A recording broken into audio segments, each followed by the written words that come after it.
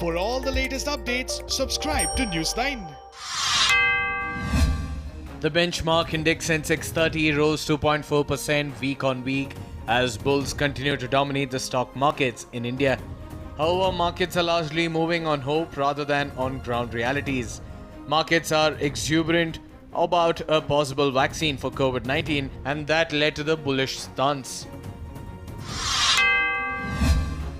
PSU Giant Rural Electrification Corporation or REC will launch its 1,000 crore rupees debenture issue on Monday, July 6th. The minimum investment is 1 crore rupees. The debenture is for a period of 3 years with interest being paid at the end of the third year. The interest will be linked to the 10-year GSEC. Sugar mills in Maharashtra have only unpaid dues of 209.15 crore rupees in the sugar year, which is currently underway.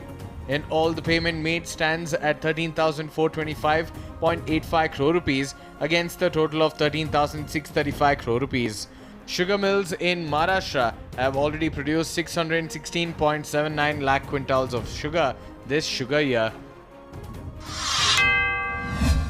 Sowing operation in the ongoing Kharif season are going on at a brisk pace.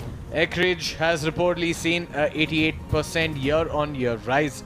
Sowing has been brisk on the back of favorable monsoon. In calendar year 2019, sowing was delayed due to the weak start to the southwest monsoon. Beleaguered infra firm Reliance Infrastructure has defaulted as many as 7 times on repayment of loans made by Yes Bank.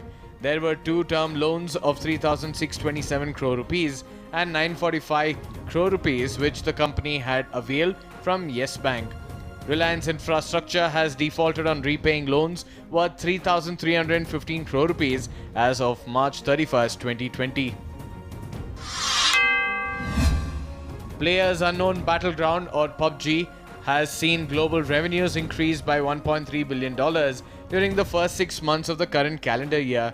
In all, the total revenue mop-up till date has risen to $3 billion, with as many as 175 million downloads happening in India alone. PUBG is an offering from Bluehole, a South Korean firm.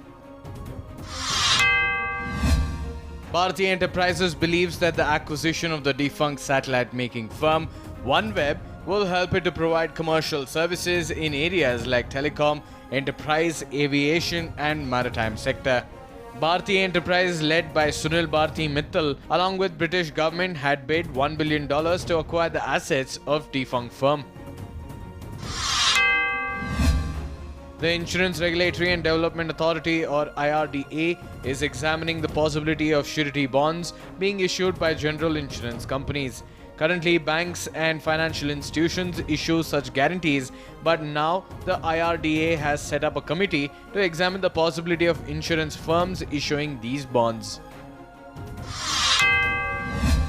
Market regulator Securities and Exchange Board of India has extended the time limit to provide suggestions for the proposed Social Security Exchange or SSE. The new deadline is July 15th. The idea of the SSE is to keep various non-profit organizations or NPOs raise capital at affordable rates to complete various socially acceptable projects.